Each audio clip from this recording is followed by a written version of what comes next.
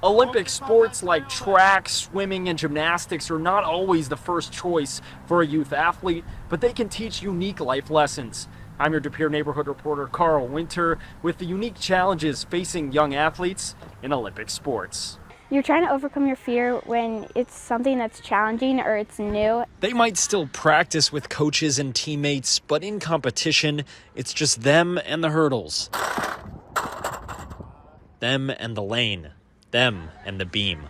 Like gymnast Addison Frisch. You got to put yourself and you have to have the confidence and the right mindset to do the skill. Addison practices gymnastics at Stars Academy 16 hours per week.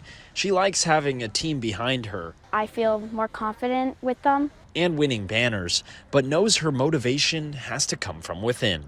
Everything, it's like mental because you always have a good mindset. Like throughout the practice, it's going to go great. Addison's sport will take center stage this summer at the Paris Olympics. So will state champion swimmer Carly Larson's sport. Olympics is unlike any other thing on like a world stage, so I think it's definitely important that, swimming gets its time in the spotlight. Carly says she hated swimming when she first tried it, but eventually fell in love with it. There's always fear involved, like, oh, what if it doesn't go as a plan? But in the end, it's always just you and like whatever you decide to put in, and whatever you put in, you get out. These young athletes, like star De Pere distance runner Grady Len, say they like what they do and know it falls on them to do their best. You can't blame coaches. There's not really much politics to it. It's really, can you run the time and can you beat this person? There's not really much excuse to it. The same goes for Grady's teammate, the second-ranked triple jumper in the state of Wisconsin, Andrew Cartier. If you're in like a tough situation where you have one more jump to make it to state or something like that, it's definitely hard mentally, but you have to block out all your bad jumps and just take one jump at a time. Track and field has the second highest amount of participants nationwide on the boys' side, trailing only football, and most participants on the girls' side, according to NCAA statistics, meaning the sport's popularity is strong, but it's also more difficult to compete at the college or Olympic level.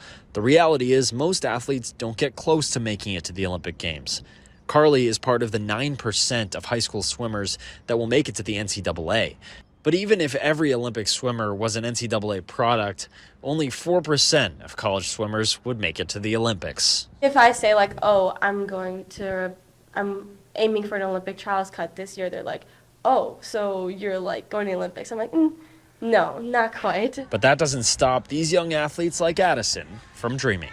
I really want to try to get to the Olympics if I'm doing really good at college. I think if I keep pushing myself forward, it will help me get to the higher levels. The Summer Olympic Games in Paris start in July, but before that, the U.S. Olympic trials in track, swimming, and gymnastics start in June, and all the action will be right here on NBC 26. In De Pere for Youth Sports Beyond the Score, I'm Carl Winter, NBC 26.